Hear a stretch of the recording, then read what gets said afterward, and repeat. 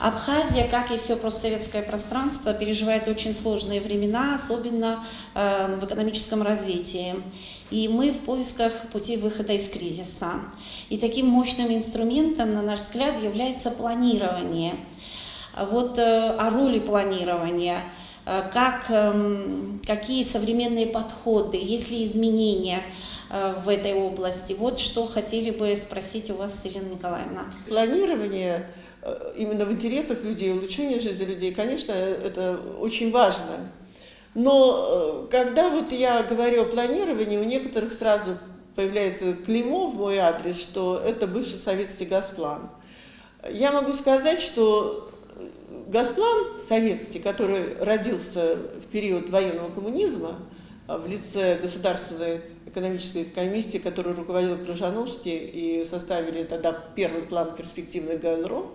Потом уже он приобрел статус как Госплан и стал заниматься планированием перспективным. В эпоху курса индустриализации это был вообще совершенно новый подход к планированию экономики.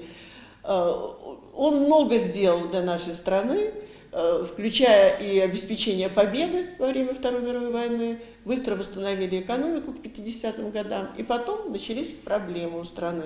И вот страна очень вначале медленно сползала в кризис благодаря реформированию экономики, и кончилось все это 91-м годом, когда Госплан просто убили, тем, что вместе с Советским Союзом одновременно. И мы сегодня с вами живем в совершенно другой экономической системе, где мы занимаем очень низкое место, как сырьевой придаток, и на которую сбрасывают, опять-таки, все бремя нестабильности, которое рикошетом ударяет по совершенно невиновным этим людям, которые живут в Абхазии.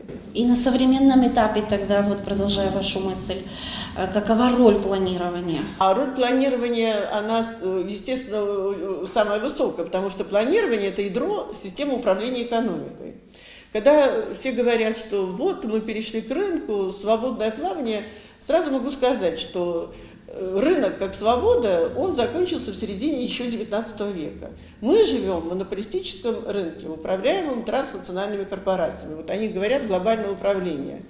И, к сожалению, вот это глобальное управление, которое мы наблюдаем весь 20 век, и сегодня мы переходим к 21 веку, оно базируется на том, как перераспределять произведенные доходы в разных регионах мира в пользу самых богатых. Вот для этого нужны монетарные методы, теории, их преподают сегодня экономикс. И совершенно эти все новые наши экономисты, которых мы испекли с 91 года, они не в состоянии даже и думать о том, а какая нужна сегодня система управления экономикой страны, и не только страны, мира, для того, чтобы мир не погружался дальше в этот кризис. И вот, если вы заметили, сегодня все стали говорить о цифровой экономике. О ней заговорил, опять-таки, прежде всего Запад, и на разных конференциях G20 проводит очень активно, где все страны дают обещание, что они будут заниматься цифровой экономикой, надеясь, что она позволит выйти миру из глобального кризиса. Но, опять-таки, цифровизация экономики, мы же понимаем, если внутри не заложена модель выхода из глобального кризиса, то мы только будем цифровать хаос и продолжим падение вниз. И вот эта цифровизация может оказаться очень как позитивной, потому что для того, чтобы разработать план выхода из кризиса, конечно, нужна информация, нужна наука, экономическая кибернетика, которая это наука управления экономикой с использованием передовых современных цифровых технологий, чтобы повысить эффективность государственного управления и принятия решений. В современных условиях Абхазии у нас есть возможность вписаться, так скажем, вот в эту цифровую экономику? Для меня Абхазия – это не просто очень красивая часть света на земле. Это люди, в основном, которые получили блестящее советское образование во многой части. Вы остались во многом теми же людьми с самым лучшим образованием в мире. Поэтому сказать, что вот Абхазия не в состоянии освоить передовые технологии, это не так. Мне даже представляется, что вы очень остро, вот это моя оценка, вы где-то даже наиболее остро восприняли все тяготы, которые спускаются на вашу республику, поэтому у вас такая острая потребность, что делать, как планировать. А раз есть у вас эта потребность, то, соответственно, и цифровая экономика должна к вам прийти в первую очередь. Я считаю, ну что там Эстония? Эстония, чем она лучше Абхазии? Я считаю, даже где-то гораздо хуже. Почему? Потому что Эстония выбрала свой путь как придаток, сознательно придаток европейского сообщества и будет идти вниз, только вниз. А Абхазия, вот эта потребность, что мы хотим все-таки идти вверх, ваша цифровая экономика будет идти совершенно по другой модели. Я могу сказать, что если мы запустим, и я очень надеюсь, что этот проект у нас пойдет с поддержкой обязательно со стороны руководителей России, а это должно произойти, то это будет очень хорошо, потому что в конечном итоге вы, благодаря цифровизации экономики, получаете ту самую экономическую информацию, на основе которой вы будете потом принимать решения. Если у вас нет информации, все ваши решения, они идут вслепую, пальцем в небо. Но так не должно быть в 21 веке. Мы с вами обсуждаем как раз модель, да, для Абхазии применительно. Совместный проект планируется по созданию автоматизированной системы управления экономикой Республики Абхазия на основе динамичного межотраслевого баланса. Такое сложное название. Но что мы ожидаем из этого проекта? Что может республика получить на выходе? После постановки экономической информации, которая позволит нам видеть, какие связи существуют между предприятиями самой Абхазии, что ввозится, что вывозится в республику, это начало. Хотя бы просто видеть картину, какова экономика Абхазии. А далее уже действительно возникает вопрос. Вы, поскольку очень маленькое государство, вам трудно вот эту модель составить, она у вас будет с большими нулями внутри строчные столбцы, потому что у вас нет так много взаимосвязи как бы внутри, вам приходится выходить и на внешние связи с Россией во многом, но сама модель вам может что помочь до того, как Россия сама перейдет на цифровую платформу под названием «Экономическая киберсистема», а Россия, я уверена, пойдет этой дорогой. У нас нет просто другого пути для восстановления управляемости, развития экономики. Вы хотя бы сможете объективно, без лоббирования, оценивать те инвестиционные проекты, которые будут вам предлагать. А я уверена, что когда будет налажен нормальный налоговый контроль, то с большим доверием сюда придут инвесторы, прежде всего, из России. Но каждый инвестор должен пройти ваш контроль-экзамен. То есть вы будете смотреть, насколько его предложение действительно помогает вам увеличить темп экономического роста и способствует росту занятости и росту именно реальных доходов граждан. Если не проходит этот, то вы выбираете другой, более привлекательный проект. Скажите, пожалуйста, при реализации вот этой модели объемы теневой экономики, уровень коррупции как-то может измениться? Может эта программа повлиять? Поскольку мы сегодня с вами, помимо нашей воли, сидим в другой экономической системе, которую подарил нам Запад, при всем уважении к культуре западных народов, я могу сказать, эта система сама порождает коррупцию. Мы попали в коррупционную систему по зарисовкам Запада. Поэтому, суть такая, индикативное планирование, когда мы лоббируем по интересам, делим бюджет, соблюдаем не баланс по расчетам, что мы хотим произвести и сколько надо для этого затратить, а мы просто соблюдаем баланс интересов. Вот тут уже начинает играть коррупция. У кого сильнее возможности, он перетягивает одеяло на себя, и дальше он спускает по всей цепочке до самого последнего маленького, кто будет исполнять этот заказ. Маленькому остается ничего, потому что идет обратный отсчет денег наверх. Это порочная система, которую называют индикативное планирование. И сравнивают его с бывшим, как с таким словом прилепили, директивным. То есть я начальник, ты дурак. На самом-то деле то планирование, оно было живым, поскольку любое решение, которое принималось сверху, оно предполагало взаимоувязку с теми возможностями, которые есть у реальных производителей. И тогда шли в процессе планирования корректировки желаний верха с возможностями снизу. Сейчас мы слышим только желания сверху, никакой информации о том, что снизу нет, и просто работает баланс интересов. С балансом интересов... А при новой модели условной? Здесь получается, смотрите, что первое, почему такое внимание уделяется цифровой экономике? Потому что с коррупцией все равно, даже в рамках коррупционной системы, надо бороться. И надо перестать скрывать от государства свои сделки, по которым ты должен, обязан платить налоги. Поэтому в данном случае я даже могу похвалить председателя Счетной палаты Кудрина, который очень на это нацелен. И я думаю, я уверена, что он окажет поддержку и вашему правительству при внедрении таких цифровых технологий, которые позволят все контролировать. Но контроль этого недостаточно.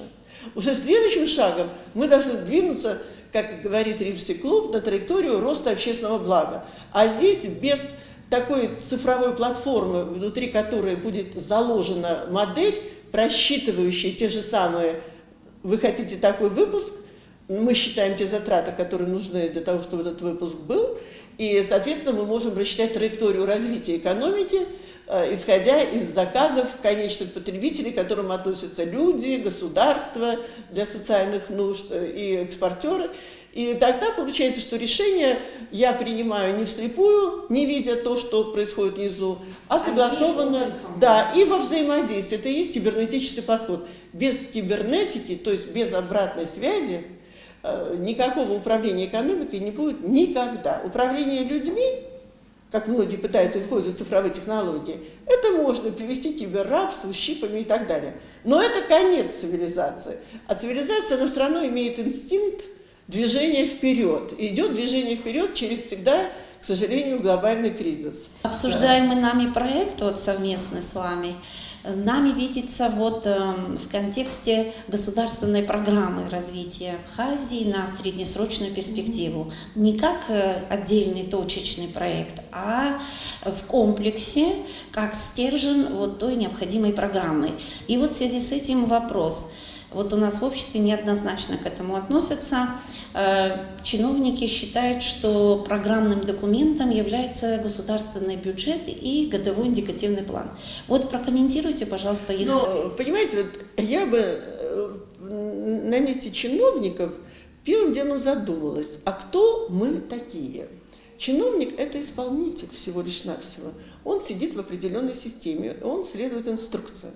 У него нет времени думать над тем, как изменить эту систему к лучшему для людей. И к нему не должно быть никаких претензий. Он работает, тихо сидит себе. Текущими работает. Все. А ваш центр, он действительно стратегический. Я даю вам такой комплимент искренне, потому что вы не успокаиваетесь, вы ищете выход. Вы наука в полном смысле этого слова. Потому что наука – это как раз обобщение практики, понимание этой практики и предложение рекомендаций к ее совершенствованию. Поэтому вы и пришли к выводу, что то планирование индикативное и плюс ограниченность просто бюджетом. А самое интересное, Министерство финансов, я могу сказать, министр финансов, он не знает даже, сколько он соберет доходов. Все идет на наитие. Примерно в зависимости от цены на нефть, может быть, столько доходов. Но у нас есть расходы, надо платить пенсионерам. Это обязательные расходы. А вдруг доходов мы видим, цена на нефть падает, их не будет столько собрано. Значит, нам проще всего что сделать? Ударить по пенсионерам. Жизнь у всех ухудшается, сокращаем образование, сокращаем зарплату. Это то, что называется сегодня индикативным планированием, исследование только планированию бюджету. То есть необходимость программы среднесрочной становится очень актуальной, особенно Вы знаете, я бы даже сказала, тут не совсем так. Вы знаете, что у вас получается? Вы выходите не просто на среднесрочную программу, вы пытаетесь, вашим подходом, ваш центр, вы пытаетесь вообще уйти на ту самую траекторию роста общественного блага при всех ваших трудностях, о котором в последнее время стал говорить Римский клуб. Это и есть долгосрочная программа, это сложный процесс, потому что на сегодня образование в стране, если можно сказать, даже не ноль, ниже плинтуса. Люди потеряли вообще даже представление, что такое экономические знания. Все только как кассиры. Доход, расход, собрал, поделил, пропилил, и все. Это все экономические знания. А отсюда идет деградация общества, регресс туда вниз. А вы выбираете путь, при том, что у вас действительно вы испытали тяготы глобального кризиса, далеко не каждый регион России, но хотя тоже они испытали, некоторые регионы, эти проблемы.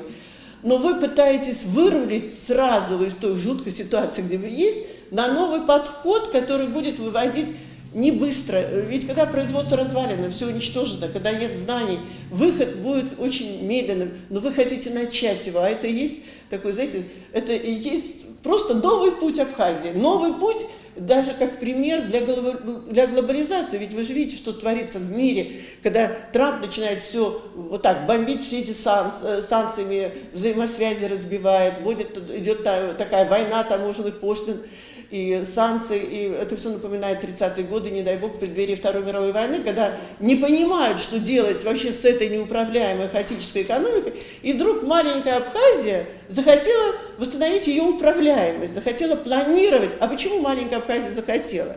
Да потому что здесь есть кадры такие.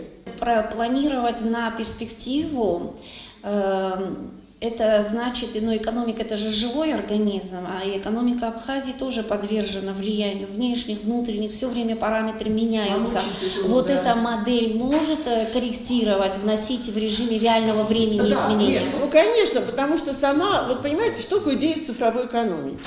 Конечно, многие экономисты, которые уже мыслят по-старому, я считаю, на уровне начиная с 16 века, когда в принципе, появилась любовь к цифрам, от Вильяма Петти, они начинают считать разные показатели.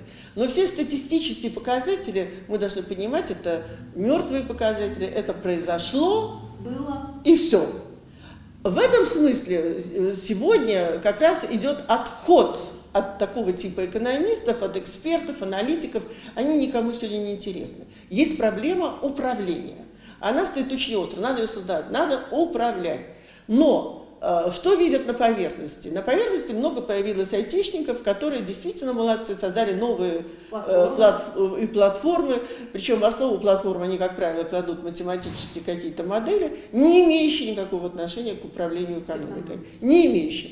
Но многие их платформы оказались очень удобными для людей.